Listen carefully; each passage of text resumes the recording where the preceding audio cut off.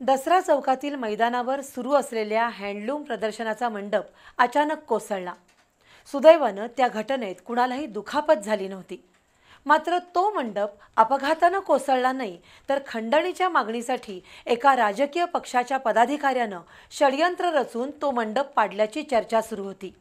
त्यानंतर शिवसेना शिंदे गटाचा पदाधिकारी आणि प्रदर्शनाचे संयोजक यांच्यातील संवादाची एक ऑडिओ क्लिप व्हायरल झाली आहे। अर्वाच्य शिवीगाळ करत पैशाची मागणी करणारी ती ऑडिओ क्लिप म्हणजे कोल्हापूरच्या राजकीय आणि सामाजिक परंपरेला गालबोट लागल्याचा प्रकार आहे। खंडणी दिली नाही म्हणून प्रदर्शनाचा तंबू पाडणं हा अत्यंत गंभीर आणि लोकांच्या जीवावर उठण्यातला प्रकार आहे। कोल्हापूर शहरातील दसरा चौकात 20 जानेवारीपासून हँडलूम प्रदर्शन सुरू होतं। उत्तर प्रदेशमधील काही कारागिरांनी एकत्र येऊन हे प्रदर्शन भरवलं होतं। मात्र या प्रदर्शनाला ग्राहकांचा फारसा प्रतिसाद मिळाला नसल्यानं संयोजकांना आर्थिक फटका सहन करावा लागला। अशातच कोल्हापुरातील शिवसेना शिंदे गटाच्या एका भाऊनं मध्यस्थ कार्यकर्त्यामार्फत त्या प्रदर्शन आयोजकांकडे खंडणी मागितली।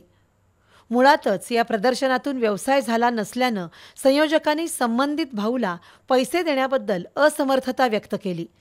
त्यानंतर त्या राजकीय पदाधिकाऱ्यानं मध्यस्थ कार्यकर्ते आणि प्रदर्शन संयोजकांना अत्यंत अश्लील भाषेत शिवीगाळ केल्याची ऑडिओ क्लिप आता प्रसार माध्यमात व्हायरल होतीये। हेलो भाव बात कर रहा हूँ मैं। जी भाऊ।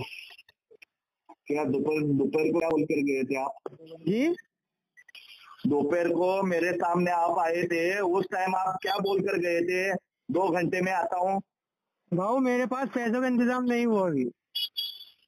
फिर क्या करने वाले हो तुम?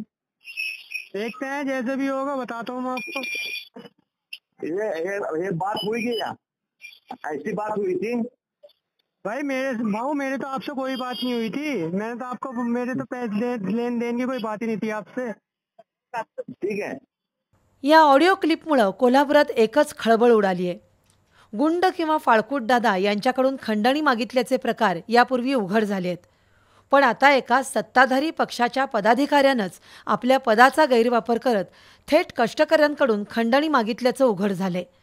त्यातून कोल्हापूरच्या राजकीय आणि सामाजिक क्षेत्राला कलंक लागलाय।